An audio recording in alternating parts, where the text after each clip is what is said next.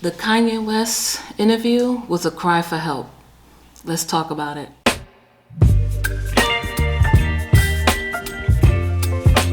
Hello everyone and welcome to A Purpose Driven Wife channel. My name is Trista and today we are going to talk about the Kanye West interview. Now, I want to say this. The interview that I just saw with Kanye West is the reason why I speak out the way that I do. The things that he said in that interview was definitely a cry for help. Of all the experiences that he went through, he prayed to God and he felt like Jesus didn't show up. And so he took things into his own hands. Who are the ones that are around him, the Christians that are around him, that's teaching him, that's walking him through, that is giving him these answers and helping him dissect the scriptures? So that is where I'm coming from. And if you haven't seen the interview, I'm going to show you a small clip of what I'm going to comment on today in this video, and then we're going to talk about it. Are you in that space where you're comfortable enough to say, this is where I am right now? I'm still a man of God. Jesus still is king, but this is vultures right now. This is where I am.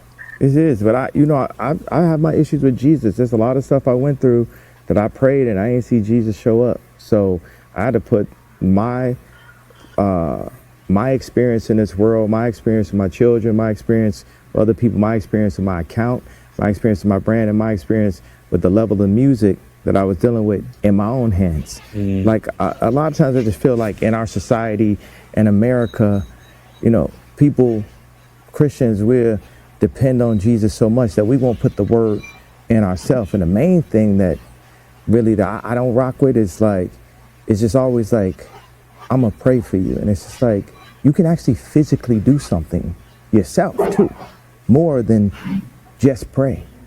And we're so in this mentality that's all that needs to happen, but we ain't praying our way out of prison. We ain't praying our way out of the abortion clinics. We ain't praying our way to get our land back that was always ours after gentrification, after the Harlem Renaissance and Black Wall Street was burned to the ground.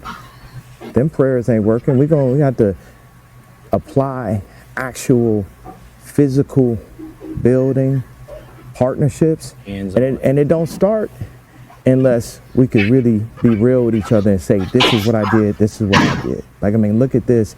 I know I'm not gonna third rail y'all interview, but look at the power of what happened when me and Kyrie was on the same page. See, that's what's scary. But what they do is they put us each in a silo and say, your grandmother gonna lose her crib, and this gonna, you know how many threats we've been dealt with? And I didn't pray my way through them threats either. I had to get up and do it myself. I had so much to do, I ain't had time to pray. So there's certain things that in the interview that he said, I agree with. There are some things that you can do as a Christian. Instead of just saying, I'm going to pray for you, there are things that you can do physically. You can actually put in the work to do something. And saying that, we're going to pray for you is, it's almost like a cop-out sometimes. And you hear a lot of that. And you hear a lot of that in the church and in the Christianity community as well. And so I'm just disappointed that the people that are around him, who is sharing the good news with him, who is walking with him, as I said before in the earlier clip, who's walking with him through the scriptures. And he's saying things like he is God and little God theologies. I just personally don't agree with. In 2019, when you see him declaring Jesus as king, he made the album, and then there was just so much, information about him being out there and having church services and things like that, which is awesome. But at the same time, that when I was thinking, and I see a lot of people that I know who I know as Christians who were listening to his album and saying, yes, it's awesome and this and that. And he seemed to be saying a lot of good things, back then in 2019. But I was also still skeptical because I know how it is, when you first have an awareness of Jesus and you accept him into your heart and you start walking in Christianity, you start to get really excited. You have all this zeal and love, and I can see that when he is having these church services, right? But at the same time, you know, I didn't see anyone taking the time to really sit with him and talk to him and have these Bible studies, and I didn't see a lot of that. I just saw a lot of zeal that was happening during that time in 2019, and so I was very skeptical, and that was why I just kind of stood back and waited just to get a little bit more information about, you know, some of the things that he was doing. I saw that he was on stage on Joel Osteen's church, and they were just having a conversation. But at the same time, I'm like, when you first get into Christianity, there's still some learning that needs to be done. Okay, there is no pushing people into leadership and having these church services, and he's on a platform, Joel Osteen's church, and things like that. I just didn't see any discipleship that was going on. And so I want to know what your opinion is. What did you think about the Kanye West interview? And I wanted to end with this. Spoke about this on my Facebook. A friend of mine on my Facebook page mentioned this scripture, and I thought this was very fitting, and I wanted to share this. It's from James chapter 2 verses 14, and it says this: "What does it profit, my brothers, if someone says he has faith but does not have works? Can faith save him?"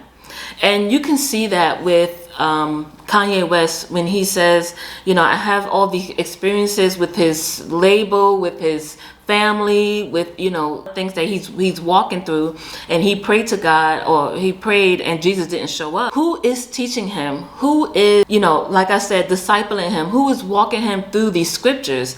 Not only that, even if someone was walking him through the scriptures, he is, number one, going to do what he wants to do. He is his own person. And two, if someone was advising him, you know, it's up to Kanye to actually listen and do those things. And so even if someone is walking you through Christianity or even the scriptures and walking you through different things, it's really up to you to actually take that advice and walk. And it actually says in Proverbs chapter 2 verses 1 and 2, and it says, "My son, pay attention to what I say. Remember my commands. Listen to wisdom and do your best to understand." It actually goes on to talk about wisdom and ask for good judgment. Cry out for understanding. Look for wisdom like silver. Search for it like treasure. If you do this, you will understand what it means to respect the Lord. You will come to know God. And so not only hold Kanye West accountable, but also the Christian community as well, and then the people that surround him, who is teaching him. And we could do more than just pray. You know, we can actually go out and help and do the work and, you know, spread the gospel and actually walk with them and in helping to teach more about the gospel. So thank you again so much for watching, and tune into my next video. Be blessed.